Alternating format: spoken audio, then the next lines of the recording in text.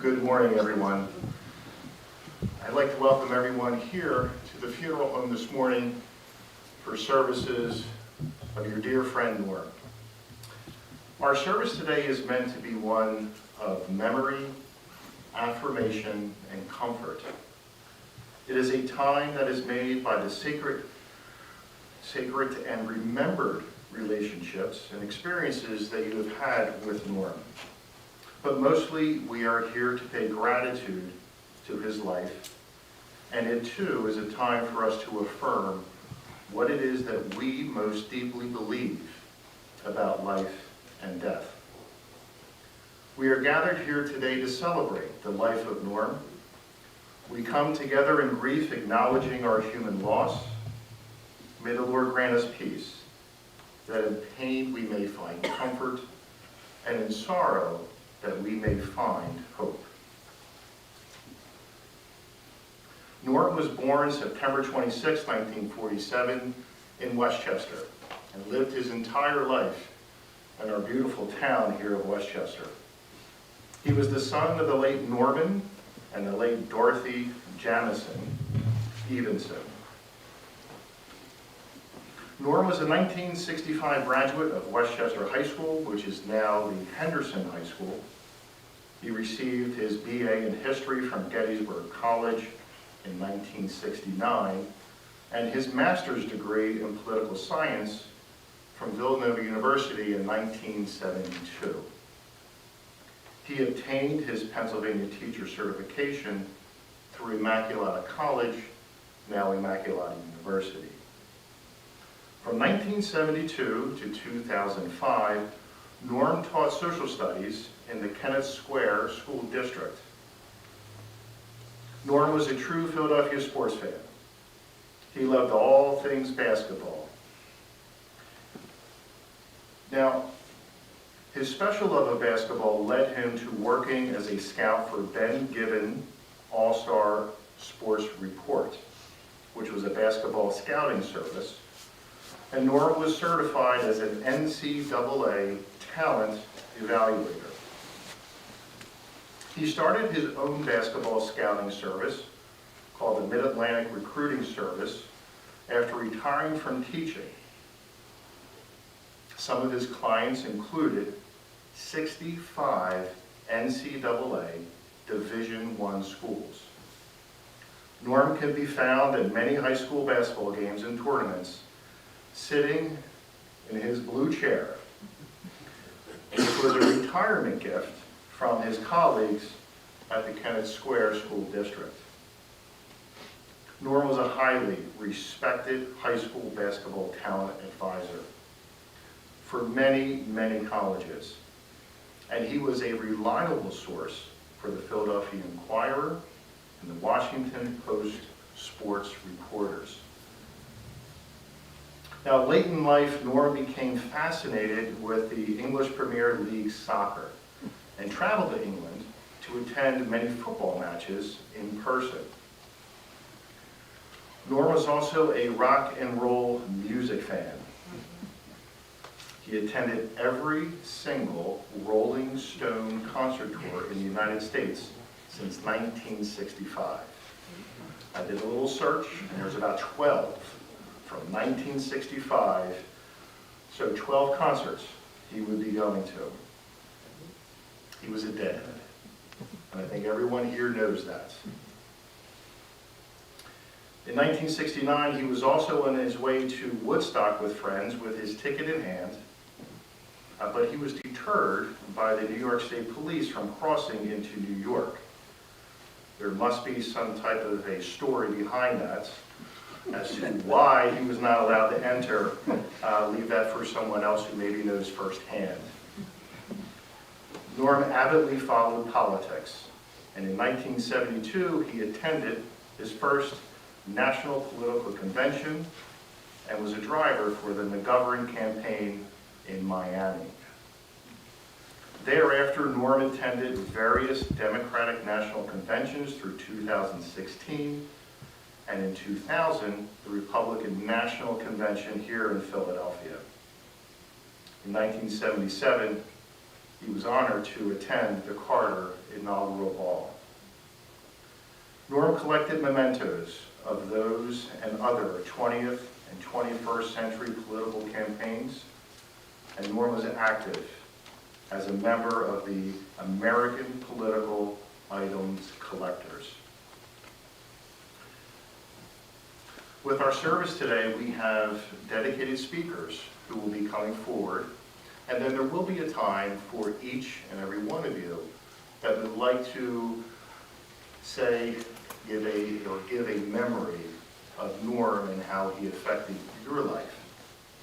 So at this time, I would like to invite Mike Jensen to please come up now at this time.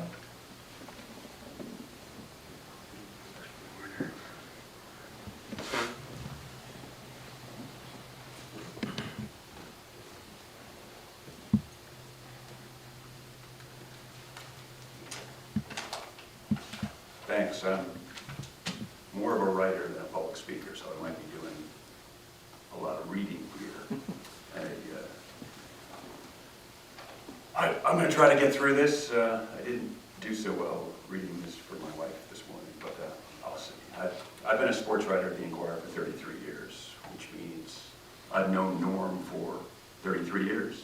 And I've thought about it lately, and on the list of non-Inquirer, non-family members who have helped me the most over those 33 years, who invested significant thought into my work, Norm would either be first or second. I'm not sure which of those two, to be honest with you.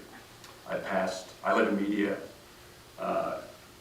Duffer's Tavern became our go-to spot halfway between media and Westchester. Passed it today. And if I could list the number of stories I wrote that Norm helped by suggesting, by framing, by talking through, by fact-checking, by being quoted in, we're into the hundreds. And he was into the structure of the whole sport of basketball and the evolution of the game. This is hard. found myself in peace in some ways, at peace, thinking so much about Norm lately. Thinking about how simple good deeds, being good to each other, can improve a day. And I'd ask you to do something simple for Norm. Over tip your bartender, be nice to your neighbor. Something small, but think of Norm, because he was big.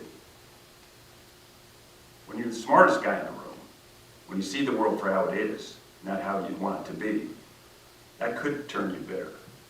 And Norm had pretty good shit detector. To me, one of Norm's great gifts was that he was the opposite. He didn't just laugh at the craziness of the world, the absurdity of it all in retrospect.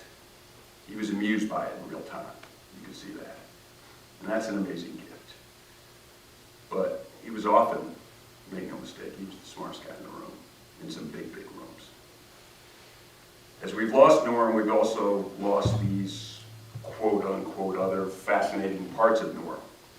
We thought we knew what he was about, but we always found these other parts, even after he died, even 5 minutes ago. Norm got into the Premier League? Of course he did. Of course he went to the games. But he was always the same Norm, however you knew him. The descriptions, they all match up.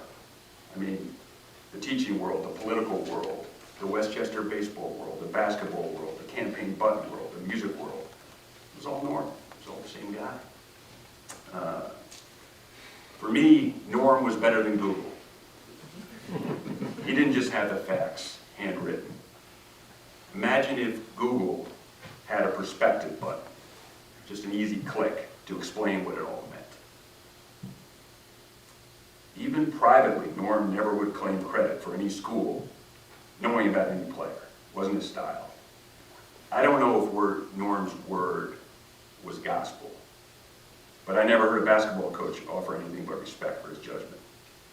The Book of Norm was legit. As I was driving back from a basketball game last night. I was on the Jersey Turnpike, and Spotify led me to a song, and it was a Dead song. And I'm not a Deadhead. I like the Dead, but I listened pretty closely to the song, and I'm going to just read some of the lyrics. If my words did glow with the gold of sunshine, and my tunes were played on the harp unstrung, would you hear my voice come through the music? Would you hold it near as if it were your own? If it's a hand-me-down, the thoughts are broken, perhaps they're better left unsung. I don't know, don't really care. Let there be songs to fill the air. I didn't search for the song, it found me. The song is called Ripple, and damned if that isn't a pretty good metaphor for Norm's deeds in this life. I'm not even near the top of the list who shared gym time with Norm, but over the years, where did I sit with Norm? Where didn't I? Concha Hopkin, I wasn't a regular. I was a once-a-year guy, but knew where to find Norm and some of these people over the corner. ABCD camp, hoop group, I just asked Rob Kennedy how many hoop group events for Norm. He said into the thousands. Westchester University, Hershey, Villanova, Chester High School, Penwood High School, Academy Park High School, Ridley High School, Cardinal Lara High School. You get the idea. When you sat next to Norm, you knew you were in the right place. Not because he had scattered out the right place, it's because you were next to Norm. You represented the best of us, wherever he was. You're going to have to turn up the heat in these places just a degree or two, because all these gyms are going to just be slightly colder places. God bless.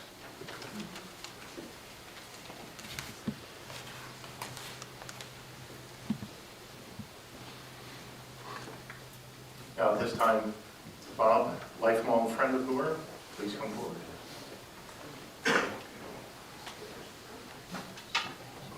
My name's Bill Hopkin.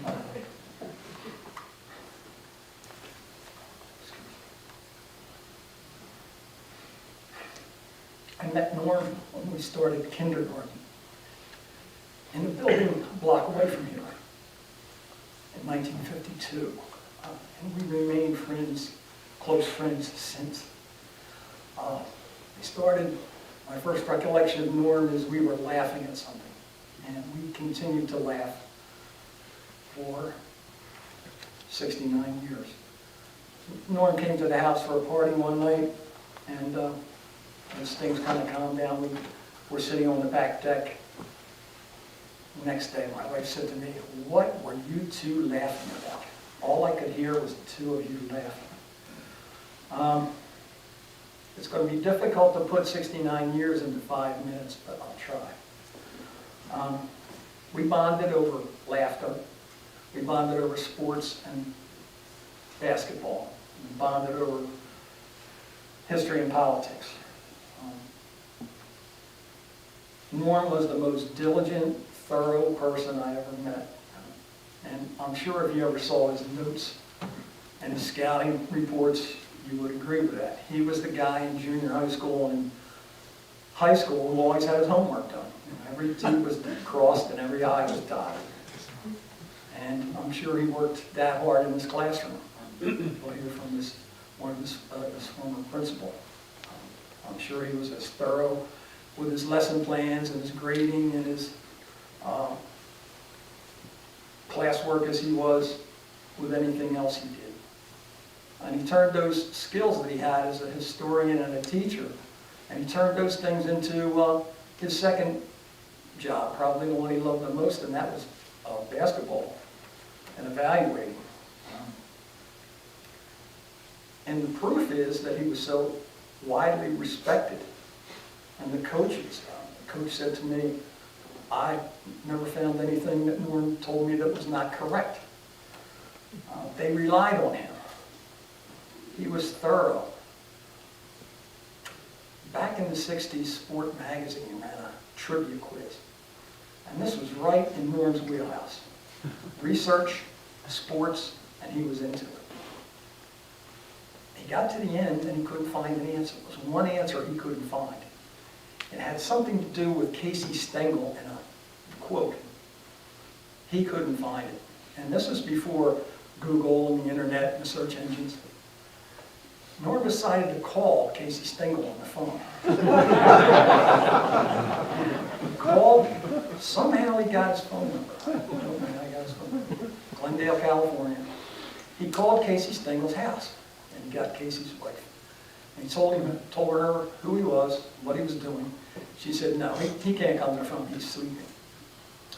So he called, 2 or 3 days later he called, same answer, he's sleeping. Called the third time, he's sleeping. Casey must have slept all the time. Finally, the 4th time he called, she said, "Look, if you call again here, I'm calling the police." Norm said, "That's it, I won't call again." Norm was he was not a religious man, but he was one of the most moral people I have ever met. He lived his life right. He did what was right. I refereed basketball for a long time. If he was at a game I did and he saw me make a mistake, he would be the first one to call me because he was honest. He didn't cheat, he didn't lie, and he didn't take shortcuts. He was thorough. He enjoyed what he did. He always enjoyed what he did. He enjoyed basketball. He enjoyed pizza and cheesesteaks. He enjoyed hanging with the regulars at 118 Dean Street. He enjoyed going to the Palestra on a Saturday night for a doubleheader. He enjoyed going to Convention Hall to see the Warriors. At Connie Mack Stadium to see the Phillies, and going to the Spectrum to watch the Flyers. He enjoyed his Dead and Rolling Stones concerts. I never heard Norm complain about anything. But some of you might not know that when Norm was younger, he was loud and strident. And he enjoyed ragging on people. Me, his friends. baseball umpires, basketball referees, opponents from out of town. He was loud, and I was reminiscing with an old high school friend. He was ragging on me one morning in algebra, before algebra class started. And he was giving it to me pretty good. And he was never nasty, he was never profane, but he liked the one-line zingers. And he was giving it to me, and the teacher walked in. This will be a surprise to some of you. And said, "Eavenson, you have the biggest mouth in the whole school." We had a very docile, my wife and I, Chris, had a very docile golden retriever who wouldn't bark at anything, but she would bark at Norm. Until he sat down. One of my favorite Norm stories is we went to see the Sixers back in the day. And Norm had a bug in his ear about one of the players on the New York Knicks named Howie Comize, a left-handed shooting guard. And he said, "Come on with me, we're going down to the floor." So before the game started, the warm-ups, we'd go down to the floor, and Norm's standing on the baseline, and he started on Comize. "You stink, Comize. You ought to go back to Bowling Green, Comize. How did you get out of Ohio, Comize?" Then he said, "Comize, you can't shoot with your left hand. Why don't you shoot with your right hand?" With that, Comize looked at him and pointed at me. Norm laughed at that all the way back to us.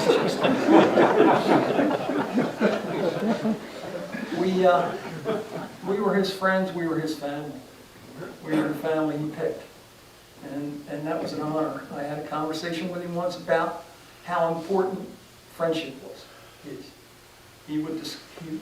Norm said, didn't take friends lightly. Friends were important to him. A friend wasn't somebody he just met. A friend was something that was very important to him. I will treasure many memories. 69 years. Every day I think of another funny story. But I think I feel a lot like Morgan Freeman's character in Shawshank Redemption. I guess I just miss my friend.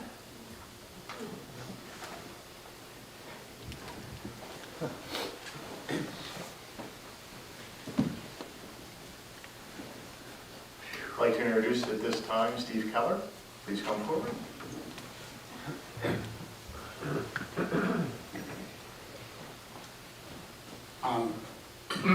I've known Norm through basketball, and so when I came today, Larry said, "Would you like to say something?" And I really wasn't thinking about that at all, but my friends know that when I get a chance to talk, I always do. So I figured I would just say a few things, just off the top of my head that come to mind. Tom, Jensen, and Bill, they covered a lot of things and got right to the point on some stuff. The thing that gets me about Norm was how unique he was. And we can see it by the crowd that's here. His basketball fans, his basketball people, his school people, his rock and roll people, his political collection people. Norm lived a full life. He always was doing something. Soon after he retired, I'd call a few times at 11 in the morning, and I'd get his voicemail, and I'd just say, "Well, I called just to make sure you weren't sitting in the rocking chair looking out the window." But he wasn't. He never did that. He always was on the move. And a couple other things just to come to my mind about Norm is, and Tom kind of got to it a little, Norm was honest and direct and straightforward. He told you the truth even when the truth was not going to be what you wanted to hear. There were many times he told that to me about things. And that's what made him so special. And I think the other thing about Norm was his ability, once he got to be this relatively famous basketball person, when we would be in the gyms together, people would always make their way around to talk to us, other media people, and especially college coaches. And the thing about Norm was, he would have as much interest and as much excitement talking to a Division III assistant coach that no one knew in the building as when some famous head coach, like, I don't know, like Villanova's head coach, would stop in and make sure he talked to him. And Norm, and everybody would be looking when Norm was talking to Villanova, but no one would notice when he was talking to a Division III assistant. But he spent as much time and had as much interest in those people as the top people. And that was just so special to him. And I guess kind of thinking about the last stuff is, now that I'm reflecting, I realize I owe Norm. He always did little favors for me that I never expected would happen. We would go to a game, he knew I was going to be there, he was going to be there. When I'd walk in right away, he'd just hand me a piece of paper, and maybe it had all the kids that on the roster, or a write-up or two about kids. Norm would send me little things in emails every once in a while, just like, look at this, interesting, and I'd open up, and it would be about basketball, politics, all different things. And I always tried to do Norm little favors, but I realized he always beat me to the punch with the favors. So now that he's gone, I guess the only thing I can say is I'll bet he probably did little favors for all of you that you probably owe him one. And obviously we can't repay him to Norm, but just maybe, like Bill mentioned, I think, when we leave here, if we just start to be a little nicer to just people in general and try to go the extra mile for a friend who may be struggling with something instead of trying to be busy and running off, that's the way we can repay him. And I think in ending, the last email he might have sent was, I believe, on the Sunday before he went on the ventilator. And it was a little simple email to a group of us, and it just said, no water, no food, so I guess he was being intravenous, and he said, but laying on my belly for oxygenation. And he said, no panic yet, things are okay. But if I pass, please play Broke Down Palace from the Grateful Dead to let you all know how I feel about you. I love you. That was the last stuff I ever got from him. And so, needless to say, I'm a bit of a deadhead, but I didn't know Breakdown Palace. And so, I looked it up, it's 2:34, 2 minutes and 34 seconds. And it's clearly worth the listen. Thank you.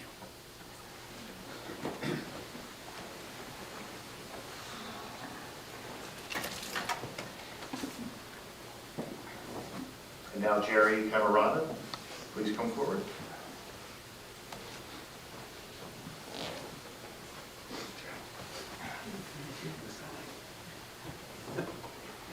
Thank you. What inspiring words.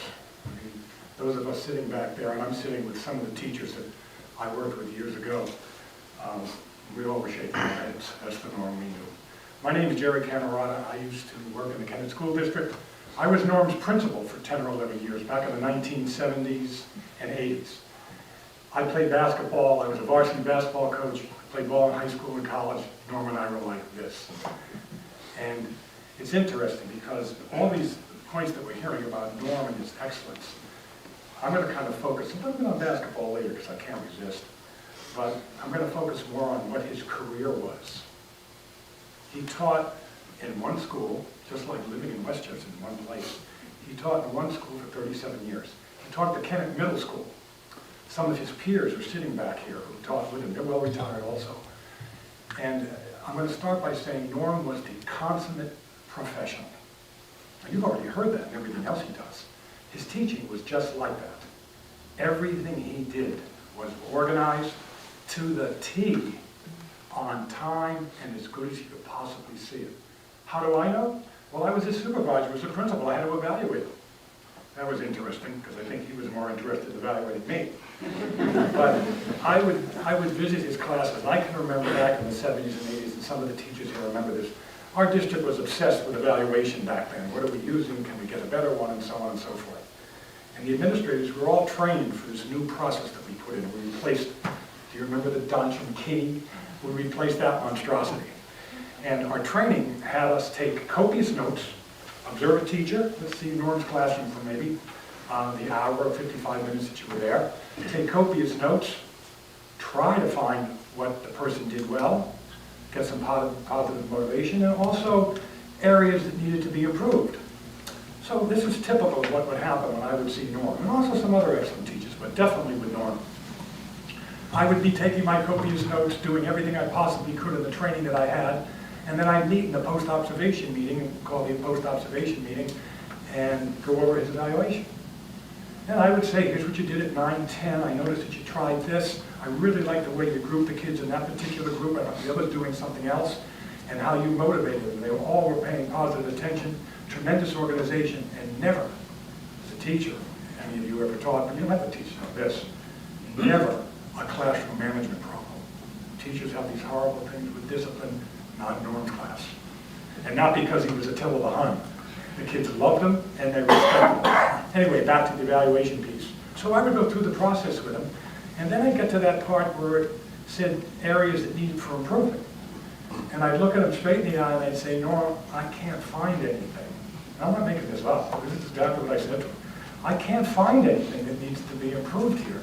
So here's what I'm going to do. And I wrote none right next to it. And I can still remember this, he did it more than once, so it got to be a habit with us. He said, okay, maybe you can't find any, but I do have some suggestions. And if I had done this and thus, I don't remember specifically what it was, I could have probably done it a little bit better, and I'll concentrate on doing that next time. Well, I would write that in the evaluation. I had none for what I saw, and then I had suggestions. Mr. Eavenson suggested that he should, and then I would write it down. That's how his evaluation went. You've already heard the people before me, and how exact he was with everything. Well, that's what he was like in his career, 37 years of that. What he did in the building was absolutely amazing, and his teacher friends here know that. He didn't just come in and teach. One of the things I couldn't stand in the building as a principal was that doggone magazine campaign that we had every year. Because there were always, it just took a lot of time and everything. Well, the time that it really took was after school. Guess who ran it? Norm Eavenson. Did he get paid for it? No. He put hours in. He had a student committee that worked with him, were as organized as he was. He organized them. So it was an activity that he did all the time. He did well. One of my favorite stories about him. How many of you know, because I heard it last week when I came to the hospital, how many of you know the Independence Hall story? A couple of hands are going up. I'll tell you what really happened with that. I'm brand new in the building, maybe 31 years old. Actually, before I tell the story, I'll tell you what happened. The middle school principal had passed away in March of '78. I was hired in the Keller School District as a vice principal in the high school in August of '77. When the middle school principal passed away, the assistant superintendent brought me in and said, look, you're not really quite ready for this, but we're going to make you the middle school principal. How's that for a resounding endorsement? You're not quite ready, but we're going to do it anyway. So that's true. That's exactly what they said to me. And they said, when you get over to that middle school, you don't have a lot of middle school training. You're mostly secondary, which would be high school. So when you get over to that building, and you're going to be running that building as a principal, I'm going to give you some advice. He said, we have team leaders. For those of you not in education, middle school and elementary are divided into teams. They're not the history department, the math department, and there's not department chairpersons like you would see in a normal hierarchy in a high school. In the middle school, they're team leaders. As a matter of fact, one of them is sitting right over there right now. And this assistant superintendent brought me aside and said, give you some advice. When you get to that building, rely on your team leaders. They're really, really very good. Lean on them, especially in the first year or so. Well, I leaned on them. And boy, did I lean on Norm Eavenson. A lot. He didn't have to lean on me too much. He didn't need to, but I leaned on him. Now back to the Independence Hall story. So in my first or second year, he came in one day, and we had a trophy case, that was a big trophy case out in the lobby, all glass. Very nice, things the school had won over the years. On the bottom shelf, I can still see it, there were several plaques with little American flags on top of them.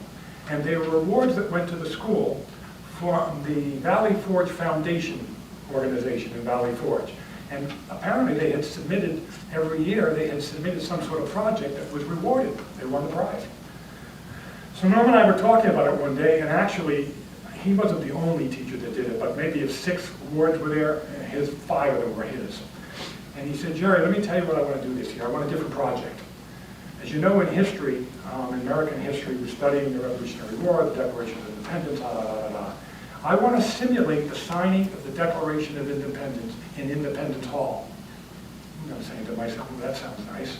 And he says, I want to actually bring my students there and do the simulation in Independence Hall.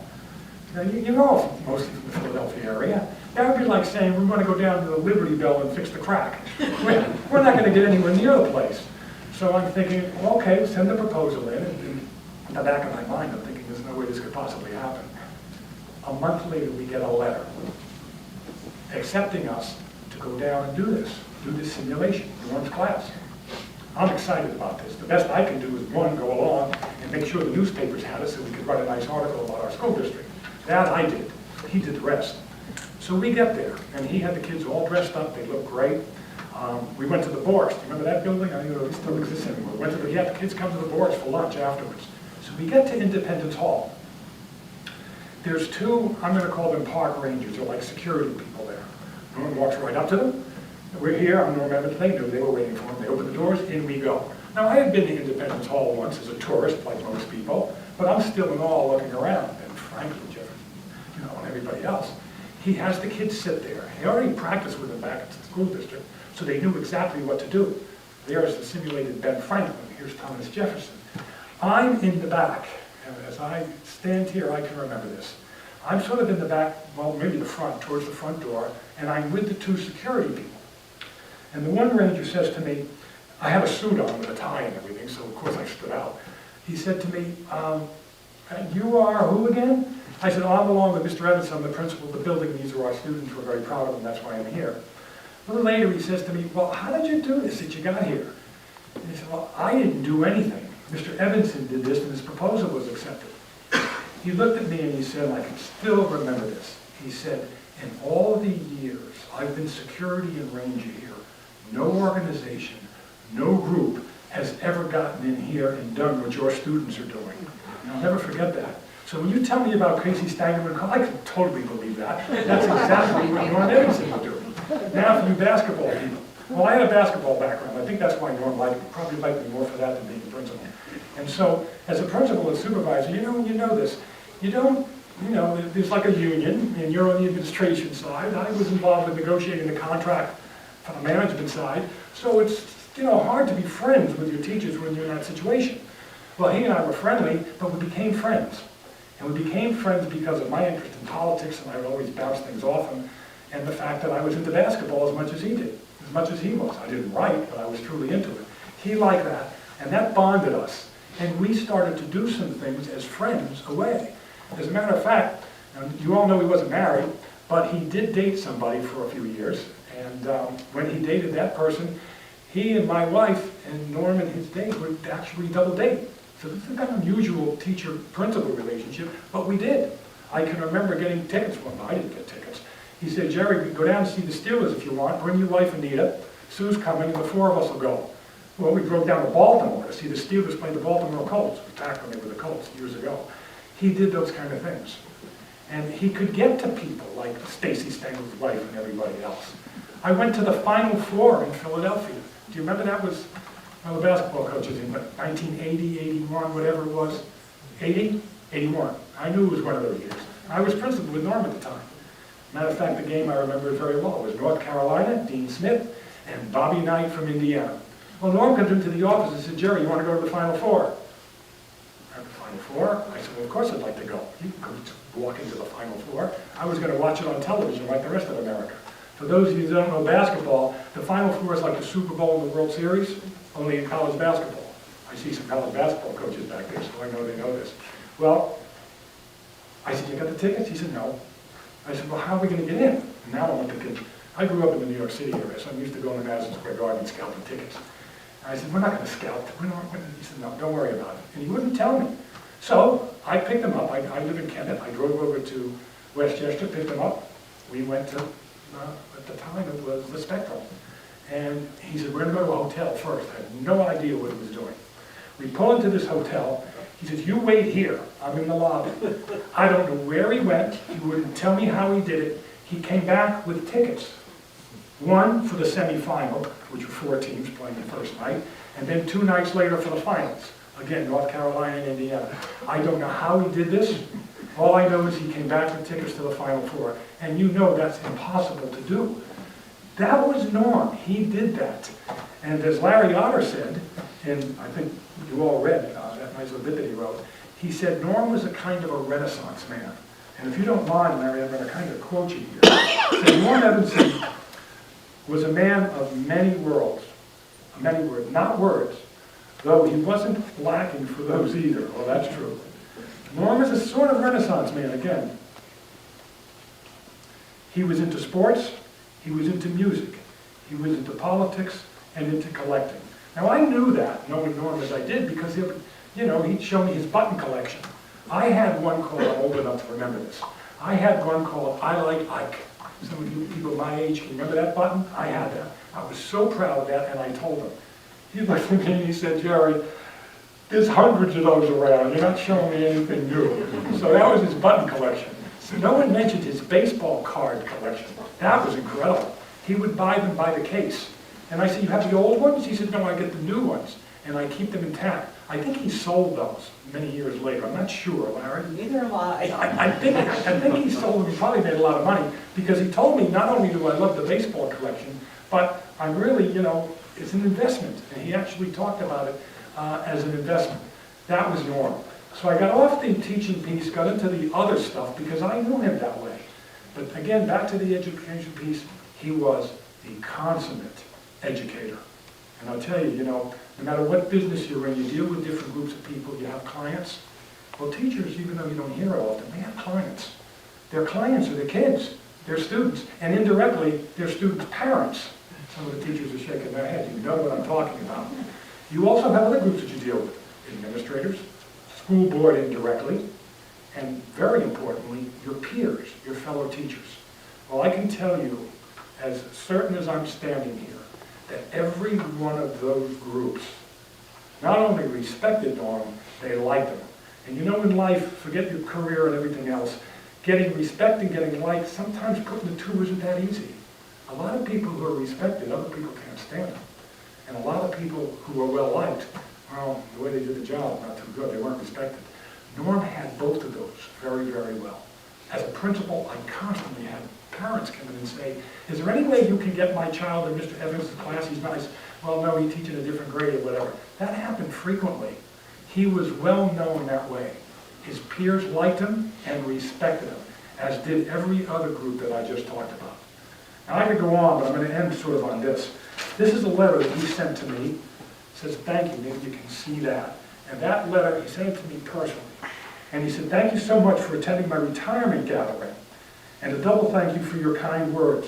I got to speak at that. This is bittersweet for me because I spoke, 15 years ago, 16 years ago at his retirement, and now here I am at this. So again, bittersweet. I was honored by your presence. That night, all I wanted it to be, not just for me, but more importantly for us, was part of it, what I considered the golden years of the school. He helped make it the golden years. I'll add that. The dining room was filled with people like you who worked at the school district when it was a special place with special people. I wanted the gathering of the past as well as the present. For me, it was a perfect evening. He ended it with a private note to me that I'm not going to read. That was between us. But that was typical of Norm. It wasn't about him. It was his retirement, but all he did was talk about everybody else. That was Norm Eavenson. And Norm's looking down right now, I'm sure.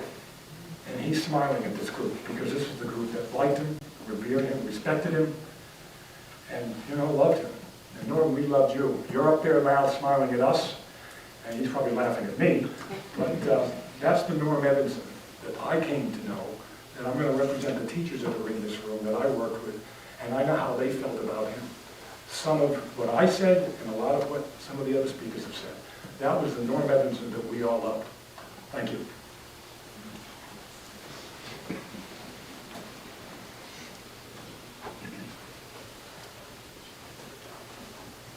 And now our final speaker, Larry Otter.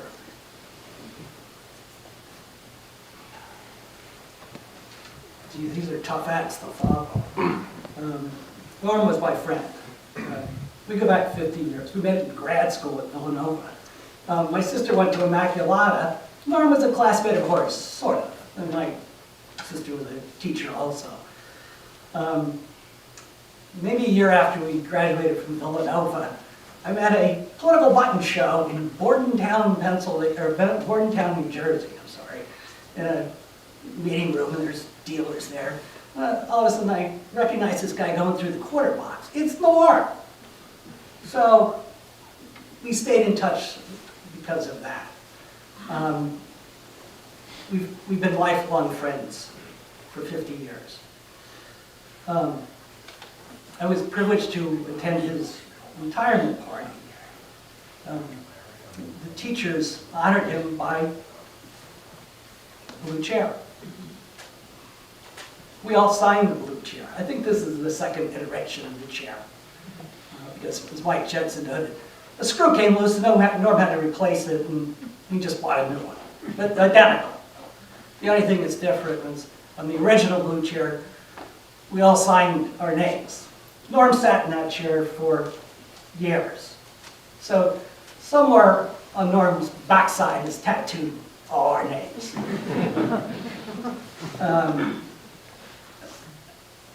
I was just amazed at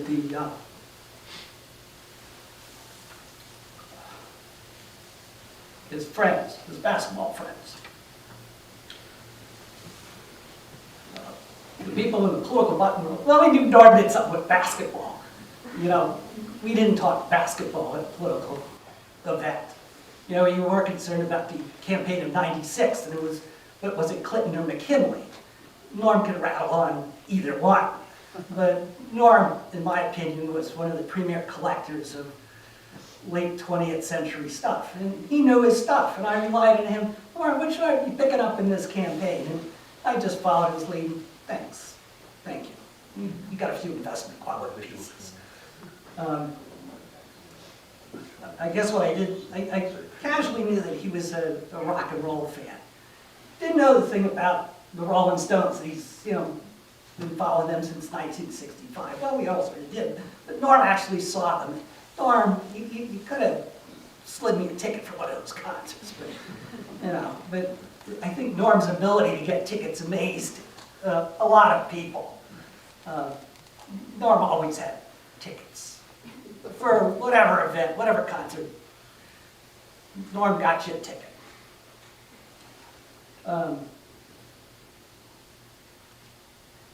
Deadhead. What? Really? Norm Eavenson, a deadhead. That was something new on me. Wouldn't have thought of that. But, you know, he'd post interesting stuff. Like, I think it was the weekend that I was graduating from Mount St. Mary's College. Norm was attending a concert at the old Temple football stadium up in Cheltenham. And the bill included the Grateful Dead, the Steve Miller Band, and Jimi Hendrix for $5. You know, it's not bad. I think that the ticket prices have escalated a little bit since then. But Norm was there with some of the other people. And Bill was the other guy in the car on the Jersey Turnpike when the trooper stopped him and said, "You ain't getting into New York, bub." I think there was a little line of traffic that was the problem, but, you know. Probably some long-haired hippies with 2 tickets to Woodstock. Nah, you ain't getting into New York.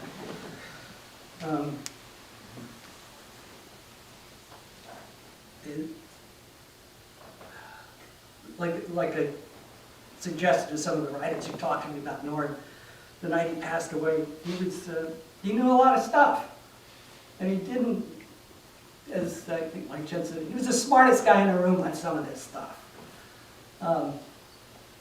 Politics, music, teaching, Norm did it. And he sort of compartmentalized his life. He didn't share some of his, I knew he was a teacher, but yeah, we didn't talk too much about that. I knew he did the basketball stuff, and it gave him something to do in retirement, though he learned a trade during the summer breaks. As all your he's highly regarded in basketball. None of the political guys knew that. I guess the one that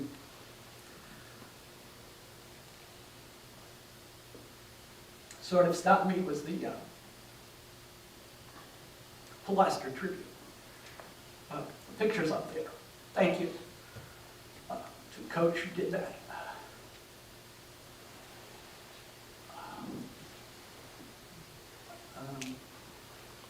But the Norm I knew, I kind of knew he was alone, and we invited him to Christmas dinner. And then it became, Uncle Norm came to Easter, Thanksgiving, and Christmas at my house and my sister's house. My kids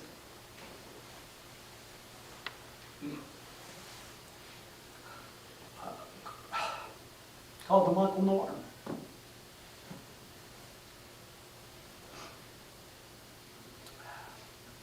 We're going to miss you this Thanksgiving, but we are going to drink Bloody Marys in your honor.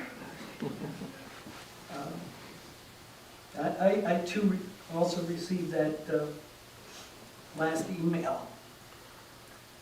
And not being a deadhead, I didn't quite understand it until a couple of my political friends who were deadheads, they reached out to me and they were visibly upset.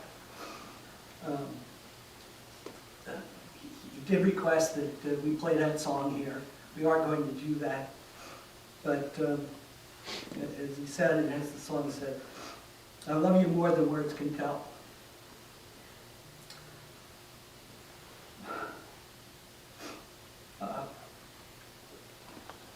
We love you too, Norm.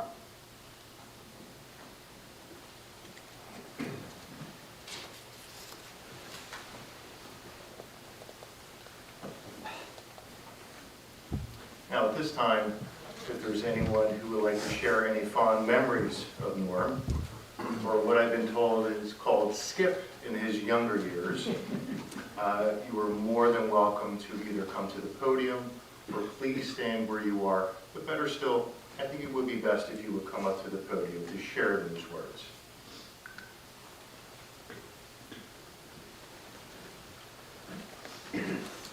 My name is Tom Walsh. I'm a townie, like Norm, live in Westchester. I want to share a little bit of baseball and history. That's where I'm friendly with Norm, his baseball and history career. Believe it or not, Norm did have a baseball career in Westchester, not as a player, as a fan. He would come to the games of the Westchester Adult Baseball League, especially some of the games that our team played, the old Transmaterials team, and a good friend of his, a deadhead named Barkley Reynolds, was our big pitcher. And he and his dad would come out to the games and watch and have a great time. Somewhere along the line, I got him to be more than a fan. We got him to be secretary of the league. Then later on, he was made the first league director, kept his secretary position, and was treasurer. We had a quality baseball league, Westchester Adult Baseball League, that is no longer in existence. There is an alternative today, the Westchester Baseball League, but it is not the same. So he stayed with that a few years. He gave up the executive director and then just was treasurer before he gave that up. So believe it or not, there is this baseball phase, and it was mentioned, I guess, by Larry, that he went through the baseball card collecting stage as well. And I think he did liquidate most of those cards and so on. So that's where I know him, through my former pitcher, Barclay Reynolds. Barclay introduced me to him about 50 years ago, and as I said, he and his dad came out and were fans of baseball. It was a great baseball league, and for you basketball people, I'd like to mention a couple tie-ins. Our particular team had a center fielder and pitcher that you basketball coaches may know. His name is Dick Delaney. Great pitcher and center fielder. Also, I can remember, for you basketball coaches, a couple of summers we had this young student from Westchester University umpiring in the league. His name, Eddie Rush. And the third basketball connection with our league, we had a player who was the brother of one of our founders, Bill Bannon, and of course Frank Farley, whose son Tom is here today. That individual who played in our league also went on to become an NBA ref, Jerry Bannon. So there is another side to the basketball norm. There was a baseball norm, and you've seen and heard a great many other sides as well. I had wanted to bring something today, and I left it at home. It's a Christmas card from last year, and I apologize. I wanted to hold it up at this time. It's red with some gold decorations. It says Merry Christmas on the outside, and on the inside there's that distinctive Norm Eavenson signature. That's a collector's item now for me. We've been doing that for 40 or 50 years now. Thank you.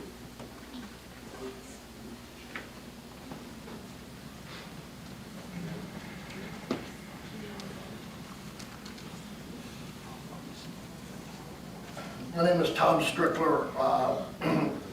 Most of you know me in the basketball world, but not in the political world. But Norm was a friend, a colleague, and a mentor. Yes, mentor. Because I learned a lot from Norm. Just osmosis, just being around him. Everybody just echoed my thoughts, what he was. The kind of friend he was every year I used to get a Christmas card from him, and good to know you for 20 years, great to know you for 30 years. About 7 years ago, I had an accident in Florida when I was on vacation. I ruptured my quad tendons, and through the help of my friend Steve Keller and the University of Miami coaching staff, I got home and got operated on. Every night, while I was recuperating, Norm Eavenson called me. Every night. Not 9 out of 10 times, every night. And I depended on his phone call, and it helped me get well. Met Norm in the mid-'80s, and I guess Steve and I were kind of in the business before he became famous, as he is, and rightly so. But and he became part of the fabric of basketball. He is Philadelphia basketball. And as people said, he was the smartest guy in the room, but he didn't tell you that. You just knew it. A lot of us like to think we're the smartest guy in the room, but Norm sat in his chair, did his job. I know I used to go, when I go to a basketball game, I can't wait to see all the coaches. He was different, not because he didn't like the coaches, because he had a job to do. And he did it better than anybody that I've ever met. And as a colleague, we were maybe friendly competitors. Steve and I worked for Steve in the scouting service. And Norm worked for Bob Gibbons, and he went into his own. But the kind of friendly competitors we were, after the game was over, we used to go to a restaurant and go over the notes. Competitors don't do that, but we did. He was the master of the quip. He always had an anecdote, something that used to make me laugh and think. But he was unassuming, organized, knew his craft, as everyone has said. But three things in particular I want to talk about. One was, of course, Mike Jensen's eloquent words about him is well known. It was funny, we were at a basketball event down near DC, and there was this guy walking around and following him and taking notes. And I said, "No, what's that all about?" "Yeah, this guy wants to do an article about me." Next day, sure enough, it was in the Washington Post. And somebody said to me, "Hey, Strickland, I thought you were the guy in DC. You're the guy that knows everything." I said, "No, that has nothing to do with that. It has to do with the type of person he was, the way he went about his business, how he did his job, how elegantly he did everything he did." We talked about the Phillies. Normally, I used to go up to about 3 or 4 Phillies games a year. Usually got the tickets and they were good. And once in a while I got them. Most of the time they were good. And every once in a while they were not to his liking. And he let me know it. He said, "Tom, we're too low, we gotta go up higher, okay?" But we used to go there and get our chairs out and we tailgate. And we used to look forward to it. We'd get our sandwiches and he'd go in his trunk and his crackers and chips and soda. One time, I got there and he wasn't there. And I think, "Man, what's going on with Norm?" So I walked down the street. And by the way, as you know, Norm was frugal. And he used to like to park where it was free, and I was all for that. We used to park on Food Distributors Row. And I'm walking up, and "Where's Norm? Norm is usually here. What's going on?" So finally, Norm shows up in his Mustang. He gets out, he throws a sandwich on my chair. He says, "Hope you enjoy it," because it took me about an hour to get it, and he was upset. But finally, he calmed down, but the worst was yet to come. Because it was a playoff game, and weeks earlier, he showed me this ticket, and he had it laminated, right? He said, "Tom, make sure you bring it." Sure enough, like Tom is usually, Tom forgot it. Oh my God, how am I going to do this? So we wrapped up this, and got done with our sandwiches. He said, "All right, go to your trunk and get your ticket." And I said, "Norm," I said, "I don't have it." "Oh, geez, not again." "Tom, you're as bad as my students. As a matter of fact, you're worse than they are, and they're in 8th grade. So I'm thinking, well, we're not going to go to the game. Okay, so, and then all of a sudden, as Norm does, he looked over, there was a Korean food distributor. He said, so we go over there. He said, "You got $20? I said, "Yeah, I got." He said, "We're going to give this guy $20, and he's going to print out the ticket for us." I said, "Wow." Sure enough, 5 or 10 minutes, we get the ticket printed out. Off to the game we went. As we're walking up the street, he said, "Tom, you don't have to tell anybody about this, right?" I said, "Don't worry." And I think for 2 reasons, because he was so upset with me, he felt bad, and he was thinking, well, how stupid could you be? And last but not least, I don't know if you or someone gave him a GPS for Christmas. Someone gave him a GPS. Norm is a GPS. So he gave it back to the guy. He said, "I don't need it." So we used to come down to my house. We used to drive to the games, and every once in a while I got lost. But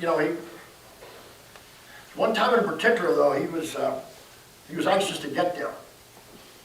We're going to the St. James, a beautiful place down in Springfield, Virginia, gorgeous. So my GPS told me a little different way than his GPS on his tablet. Naturally, I went my way, and naturally it was wrong. And he's finally, after he got through it, he said, "You got to go this way," and I did a U-turn. We finally got there, and it was okay. We were a little bit late, but yeah. So on the way back, he says, he said, "Now you know how to get back there, right?" So I'm going on the road, and it says Richmond this way. It said DC this way and Richmond that way. And at the last minute, I remembered I got to go to DC, and I went that way. And everything was okay. But as always, we'd come back to my house, and he'd open his trunk. And I said, "Norm," I said, "if you're hungry or thirsty or tired, stop." He said, "No, I got because he had his crackers and everything else." And then he would get in his car, and he would drive away.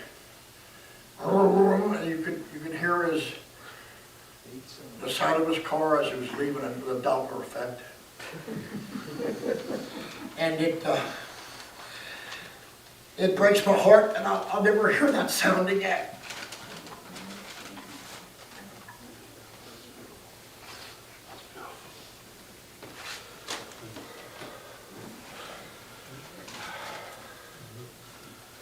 Good morning. I know a lot of people in here probably know me as the guy that can go on for hours, so I will be as brief as possible. My name is Jacob Schwartz. A lot of people in here in basketball know me as the voice because I've been a basketball announcer at the stadiums for over 15 years. And we have lost a lot of great basketball people in the last year. I just want to make a quick note. Our good friend, the late great Tom Farley, who was one of the greatest scouts.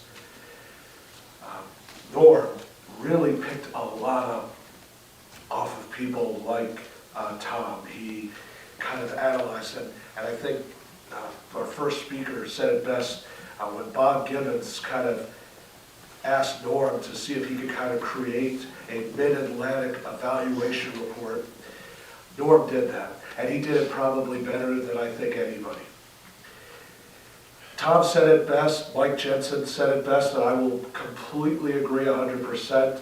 He didn't need a GPS, he was a GPS. He had an unbelievable memory. He could remember everyone's name, everybody's arena. He went up to every single coach that he knew, and everybody respected him for it, and we all, in my opinion, owe him an amazing debt of gratitude.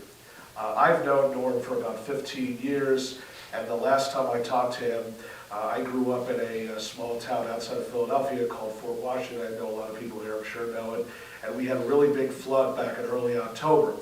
And the last time I talked to him, we were at the Westchester team camp, which was over 100 different high schools. And I think the first thing Norm came up to me and said, obviously I used to call him Norm, and I loved articulation, because articulation is my baby. And he would always come up to me and say, "Oh, it's good to see you, my friend. How you doing, my man?" Had that really deep fire and passion. And the first thing he said to me was, "How's everybody in your home? How bad was the damage?" That was Norm.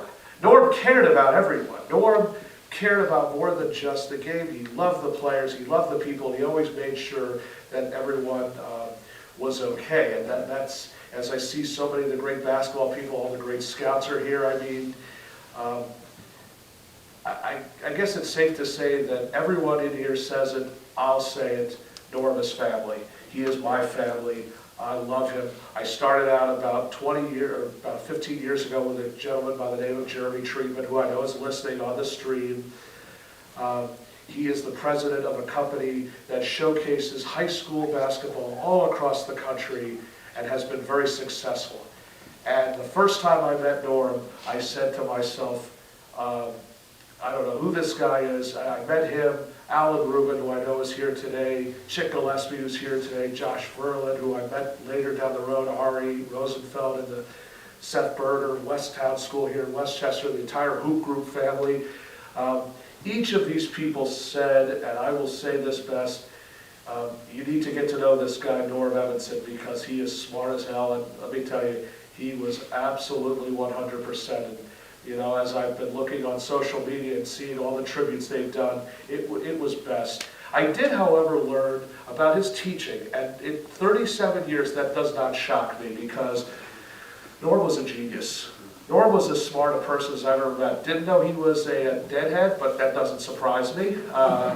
Didn't know that I found out later in life he was a soccer fan. I had always heard rumors that the reason why he always showed up late, he would get up at like 7 or 8 in the morning and spend from 8 a.m. on, he would watch an entire English soccer game. And that just, there were so many different things I would learn about. I'm probably going to still learn about him, and he is no longer with us. But as I look at this chair, as I look at these pictures, I say to myself, I love you, Norm, and I'm going to miss you more than anything. I'm probably not even the right guy to come up here because there are so many people that have more of an experience with him than I did. I've only known him for 15 years. Everyone in here has probably known him about 30, 40 years. Like I said, you are my family. You are our basketball family. You are our Westchester family. You are our teaching family. And all of us in here, we owe a good debt of gratitude, and we are going to miss you so very much. Thank you.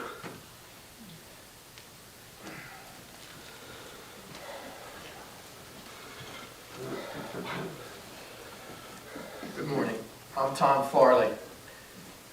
I first met Skip when I was either in grade school or high school. I'm going over to Chris Gallagher's house. We're going to be in a pickup basketball game, and that's when I first met Skip. Fast forward a few years later, and in summer, I'm playing baseball with Bill and Mike Miller and a few other guys in the old adult league, and we started to go to 118 Dean Street. And what basically do teenagers do? We party every night, ate pizza, and listen to rock and roll music. Fast forward a little bit further, it's the Atlantic City Pop Festival. Norm says, let's go. I said, fine. 3-day event. Basically the warm-up for Woodstock. What a time. I know Gail, Susie, Lee, maybe even Mike, we were all there. Within weeks, we're at the Electric Factory, a warehouse maybe a little bit larger than this room, and we're watching Tommy by The Who. I'm turning to Norm, I said, I can't believe this. We go forward, it's the Rolling Stones. And it went on and on and on. Norm and I used to think that the list of who we didn't see was shorter. If you were a British band, you came to Philadelphia, Norm and I saw you. I heard stories about tickets today. Norm came up with a plan. Bob Dylan and the band were going to come back together and perform at the Spectrum. Norm figured out, and this is back when you would send a check and a request for your ticket, we all remember that if he took the envelopes to the 30th Street station and got them postmarked at midnight, the Electric Factory ticket office would have them in the morning. We had our tickets. There we were on the floor watching Dylan, the band, and then on the tap of my shoulder and everyone else, there's Bill Graham telling us, sit down. So this went on. Tickets to Bangladesh, and if you don't recall, there's the Beatles, the two Beatles, Clapton. Anybody else you could think of that era. So we went forward, and he was a great friend. The people that we partied with or hung out together, the regulars, it was a genuine friendship. As we kept moving forward, we are in touch with each other. We continue to go to concerts. And I think the last concert we saw was the Rolling Stones at Lincoln Financial. And like any Philadelphian, I tapped Norman on, I said, let's go, let's beat the traffic. And he goes, no, we got to stay because we might not see this again. And of course, Charlie Watts passed, and obviously Norman's passed. It's a long, strange trip, but I'm glad I was part of that. Rest in peace.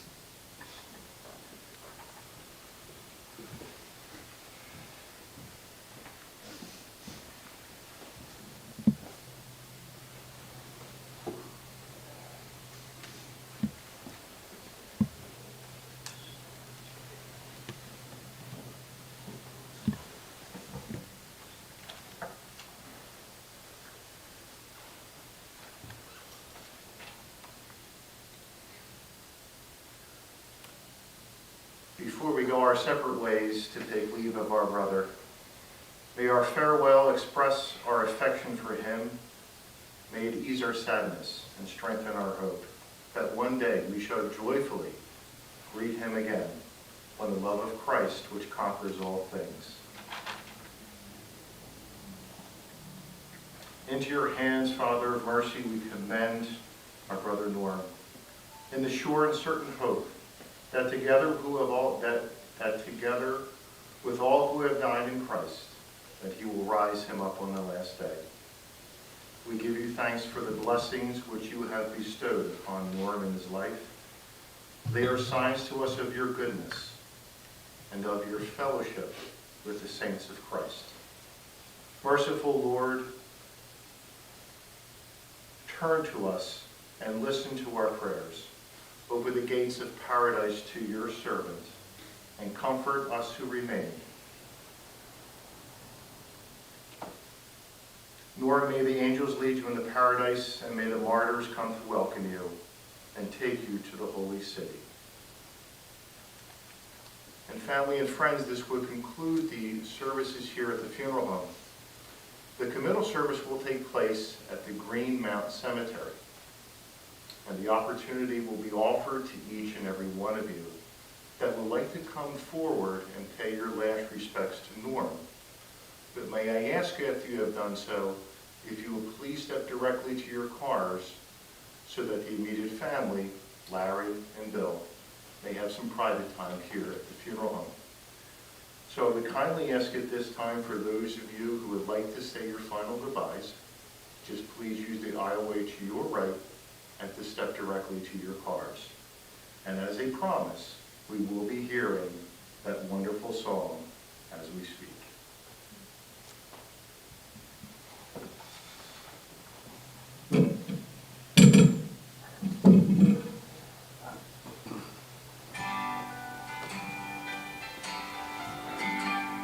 So family and friends, at this time, just please use the aisleway to your right to come up and pay your last respects, please.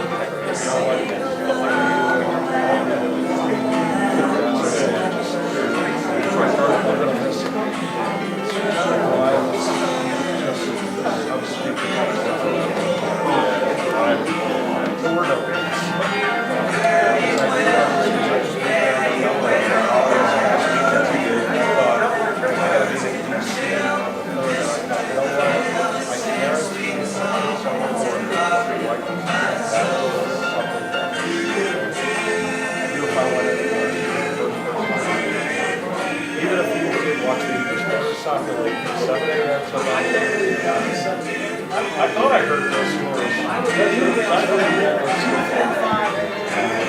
No, but I just, don't entirely know about it. But I knew I just remember he used to come on Saturdays, he would come to like 1 or 2 a.m.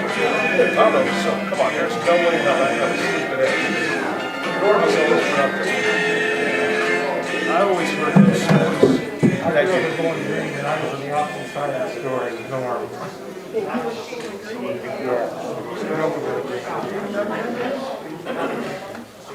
I remember the game. That's how I went from being a political director to being talking normal basketball and stuff. He was at